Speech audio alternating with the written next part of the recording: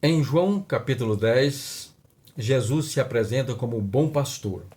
Ele diz, a partir do versículo 11: Eu sou o bom pastor dá a vida pelas ovelhas. O mercenário, que não é pastor, a quem não pertence às ovelhas, vê o lobo chegando, abandona as ovelhas e foge. Então o lobo as arrebata e dispersa. O mercenário foge porque é mercenário e não importa com as ovelhas. Eu sou o bom pastor. Conheço as minhas ovelhas e elas me conhecem. Assim como o Pai me conhece, eu conheço o Pai e dou a minha vida pelas ovelhas.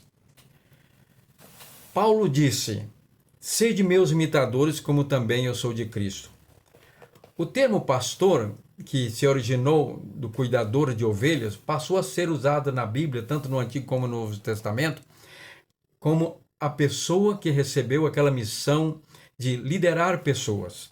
Jesus, quando ressuscitou, diz lá em Efésios, Paulo diz que ele subiu aos céus e levou cativo cativeiros e concedeu dons, ministérios aos homens, e colocando uns para apóstolos, profetas, evangelistas e pastores. O pastor, então, é aquele que está em contato, sempre cuidando das pessoas, os membros da igreja, seja ele o dirigente ou auxiliar. Muito bem. Há uma concepção errada, e eu falo porque nasci num lar evangélico, vivi no meio evangélico, esse conceito de o pastor ideal, espiritual, é aquele homem que está sempre sorridente, nunca manifesta assim sinais de mau humor, estar mal-humorado, está sempre esbanjando gentileza, sorriso para as pessoas, sempre afável, né? Nunca prega uma mensagem de exortação, de repreensão e chama a atenção da igreja. É sempre aquela mensagem light, né? Que não engorda a igreja na graça e no conhecimento do nosso Senhor Jesus Cristo. E alguns, a mensagem é carregada, é diet, né? Carregada de retórica e informações culturais e tanta informação, mas até emagrece espiritualmente os membros da igreja. Mas Jesus disse: Eu sou o bom pastor. E Paulo disse: Sede meus imitadores, como eu sou de Cristo. E Paulo foi esse pastor que imitou a Cristo. E qual é a atitude de Jesus? Nós encontramos então Jesus, uma pessoa que foi sempre gentil, né? Gentil com as pessoas no trato. Nós podemos encontrar ele com aquela mulher, ou melhor, com Zaqueu.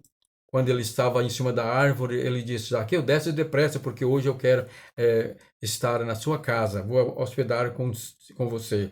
Aquela mulher que foi curada da hemorragia, quando ele falou: alguém me tocou, ela chegou praticamente tremendo perto dele para dizer que foi ela. Ele disse: filha, você está salva, curada, abençoada, vai-te em paz. Então ele era muito gentil, sempre gentil, compassivo, misericordioso. Aquela mulher que lavou seus pés com as lágrimas, enxugou com o cabelo, ele diz: perdoados são os seus muitos pecados, os seus pecados. Foi solidário com os que sofrem, ressuscitou o filho da viúva sem ser pedido, né? Em fazer aquilo. Ele então foi lá e curou, pegou o cego na beira do poço de Betesda ali e curou ele, né? Sem ser solicitado. Ele era, então, solidário, empático com os que sofriam.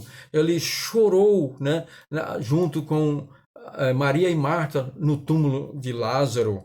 E também era extremamente manso, manso ao ponto de suportar um Judas que já havia traído ele, vendido, e até no dia da ceia, o Senhor suportou ele ali, né?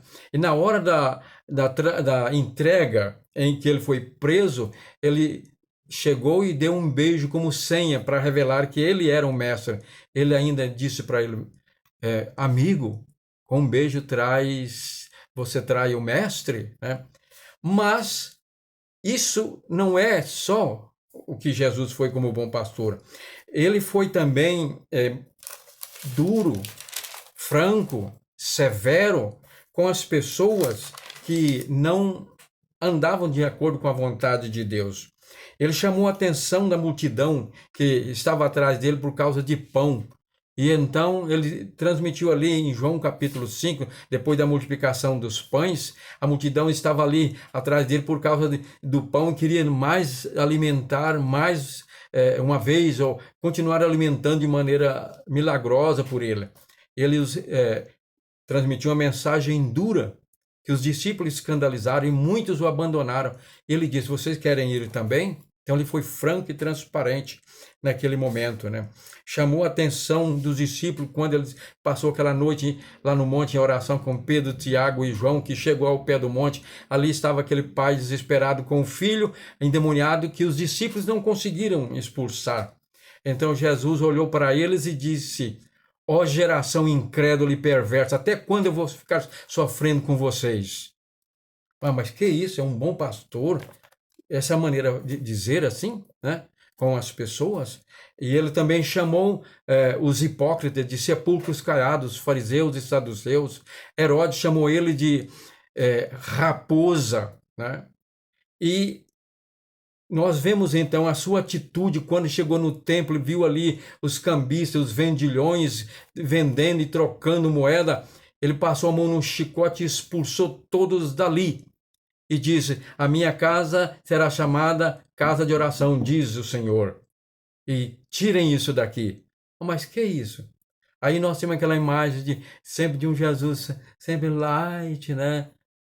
Então, o bom pastor, o bom ministro do evangelho, é aquele que é amável, gentil, afável, educado, solidário, empático, mas que na hora certa, como diz o apóstolo Paulo para Timóteo, ensina, exorta, repreende, né? Para que a ovelha possa ser então corrigida, o membro possa ser corrigido no seu erro e volte para o Senhor. Este é, portanto, o modelo. Cristo, bom pastor, é o modelo nosso.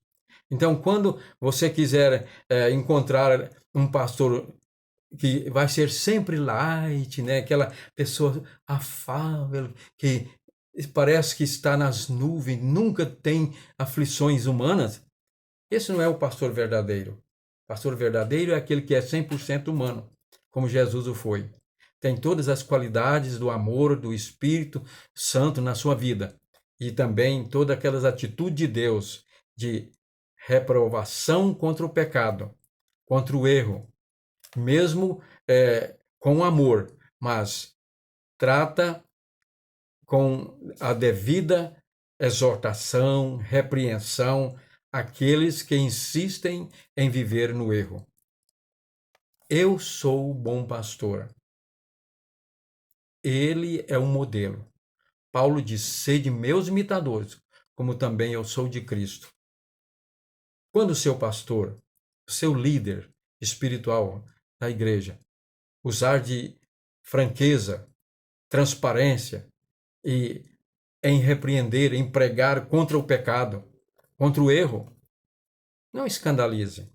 Ele está sendo e seguindo o exemplo de Cristo, o bom pastor que dá a sua vida pelas ovelhas.